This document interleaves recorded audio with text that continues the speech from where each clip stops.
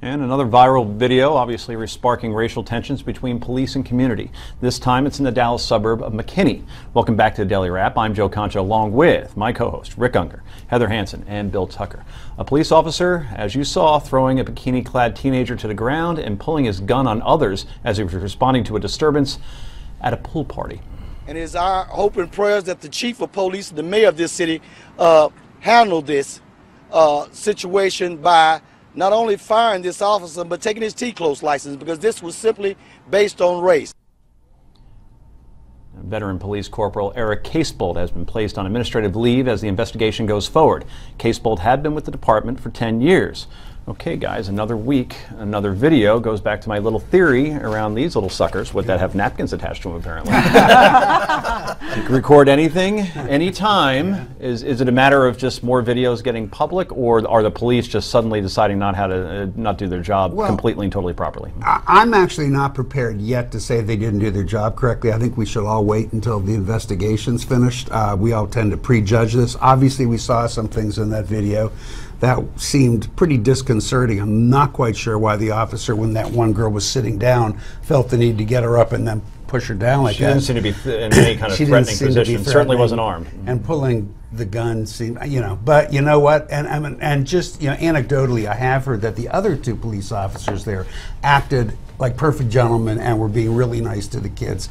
There's a lot more to know about this, and I think I'm going to withhold judgment. But yes, when you have the power of video, everybody better be aware. That's right. I mean, this is another reason why body cams might be very effective. Well, and that would answer a lot of the unanswered questions, right? What led up? It's a 7-minute video. What led up to that 7 minutes? We know that 9 backup cars had to be called. Whether that was an overreaction to a pool party problem. I've had a couple of pool parties where they call in backup for no apparent reason. 9, right? Yeah. After I moved out, Dad, swear. Go on. And I am actually less permissive here. I think that what we see there on that video is absolutely horrible. I think the way that officer acted is completely out of control. The other two officers seem much more in control. The thing, though, that is upsetting to me is that we have seen this video over and over again, and it's so disturbing. Also, over the weekend, there was a riot at MetLife Stadium in New Jersey at a hip-hop concert where 61 people were arrested and 10 officers were hurt, and we haven't heard anything about that. So it is, that video is horrible. That officer definitely needs to have some new training at the very least. Bill, can you explain to me the stupidity of that police officer? And I mean in this regard. He sees somebody pointing a phone right at him and still doesn't have the wherewithal to say, maybe I'm being a little bit aggressive here. I'm going to end up on YouTube in about 8 seconds. I don't get the mindset. No, I don't either, and I'm not trying to be cute or funny, but the guy needs an anger management course, because he lost control of his temper at that point. And it is a disturbing video, but the point has been made. It's selective viewing. We're seeing a small piece of video, and in full disclosure, one of my sisters lives in McKinney, not in that neighborhood, and she said the kids were out of control. Police did have to be called, and that this situation is more complex than that brief video that we saw. So I'm with Rick on this. I'm willing to sit back and wait and see what happens. Okay. Well, in South Carolina, a police officer has been indicted on murder for fatally shooting an unarmed black man who fled after a traffic stop. We've all seen the video. The lawyer for the family of 50-year-old Walter Scott says it comes and it welcomes the grand jury's decision. We're going to patiently wait to see if the city and the police department and the chief is going to accept responsibility in the civil suit, because this entire situation never should have occurred with Officer Slager. The April 4th shooting was captured on a bystander's cell phone, which showed North Charleston officer Michael Slager firing 8 times at Scott while he was running away. These developments come after another month where all the evening newscasts spent considerable times on stories about police conduct, nearly 2 hours worth. That's a lot, trust me. There's much more than coverage, that's much more, I should say, than coverage on ISIS, the Amtrak derailment, and the deadly Texas floods. Does the police conduct narrative warrant this much coverage for 2 months in a row, Rick Unger? That's a great question again. It's an important issue. It truly is. I think I'd almost like to see more coverage where we get to see more of the other side.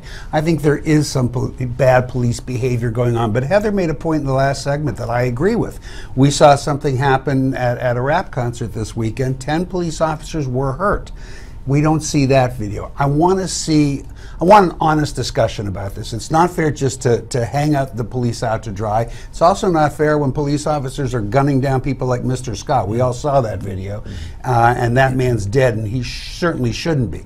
We need to see both sides of the story. I think the conversations have to be had when emotions aren't as high. You know, so often it's in response to the Darren Wilson situation and these situations, rather than a conversation that we can have when everyone's a little bit less emotional about it, because clearly this goes into class issues, race issues, and things that are important to Americans in their day-to-day lives, more so than ISIS and some of the other things you mentioned. Let's move on real quick, Bill, and then we'll get to you. Finally, New York City Police Commissioner William Bratton says a slight rise in crime last month is not linked to the department's halting of its controversial stop and frisk program. For the month of May, shootings and homicides are both on the increase. That rise has prompted media reports and political hand-wringing that some of the practices embraced by Mayor Bill de Blasio were emboldening criminals. Bratton says stop and frisk is not a significant factor in the city's crime rate. Bill Tucker, one have to do with the other. Well, as an opponent to stop and frisk, and not a big fan of the idea that I can see some guy walking down the street and stop him to see if he has a gun, I actually agree with de Blasio, and I'm not inclined to do that. But it's a convenient conversation to have because sexual assaults in the city are actually up so far this year, and nobody's talking about that. Okay, well, what we're talking about next is Caitlyn Jenner. Welcome in the GOP. Stick around.